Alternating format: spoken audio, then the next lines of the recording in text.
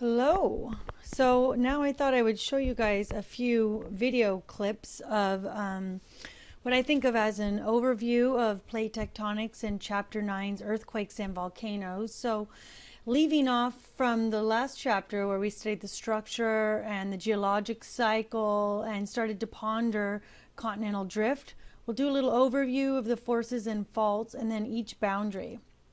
So I'd like you guys to start by taking out a piece of paper, and so you can put this clip on pause and create 3 columns: divergent, convergent, and transform. And here we'll define, label the forces, the faults, and then we'll build into the landscape features with the 3 other videos coming up.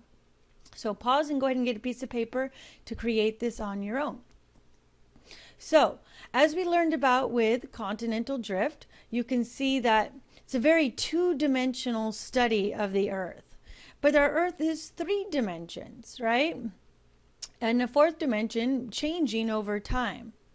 So where Alfred Wegener and gang in 1915 was missing, what they were missing, the missing link was information about the ocean floor, right? Right here where we see that baseball threading of a divergent boundary of mid-ocean volcanics, where we see subduction happening, etc., etc. So this two-dimensional understanding failed within the scientific community because of a lack of mechanism, but they were on the right track. So it really took around the 1960s to really get an understanding of the ocean floor and bring continental drift into 3 dimensions and thinking about plate tectonics.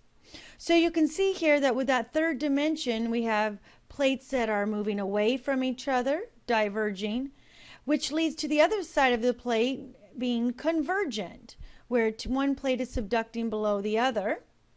And then connecting these divergent and convergent boundaries are always our larger transform boundaries. So let's start by thinking about how do we decide where a plate starts and where a plate ends? Well, it would be fun to pick up the oceans and look down at some plates and see, well, where are there active earthquake epicenters? Where are these large mid-ocean ridge basalts forming, these active volcanic mountain chains? Where are these deep trenches along our ocean floor, the deepest trenches of all?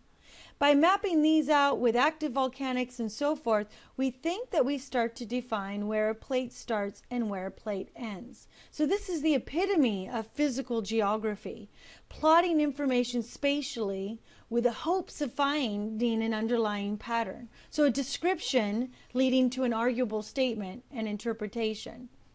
So as we move on, and we want to fill out our plate boundaries and information about them, we can see that you and I live around here, or maybe if you live in this area, but that we live next to the largest plate of all, called the Pacific Plate, where we have divergence, volcanic mountain chains right here, and where these little teeth marks are represents convergent boundaries, where we have active subduction zones and volcanics, and that we coincidentally in California live along a transform boundary separating convergence and divergence.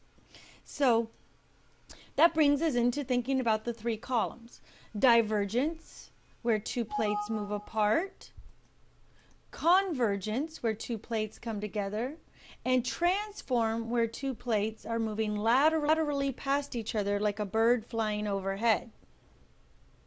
So going back to your columns, work on definitions of each, right? So moving apart, moving together, moving laterally past one another. These theoretical boundaries truly are theoretical because we really see a component of all 3 along every boundary. Okay, so define, which moves us into the forces next. So this is a nice slide. I like this slide because you can see that when materials pull apart, stretching occurs, and the forces acting are tensional stress. Tensional causes a thinning of the Earth's crust, and in the cold, rigid lithosphere, we see failure that creates normal faults.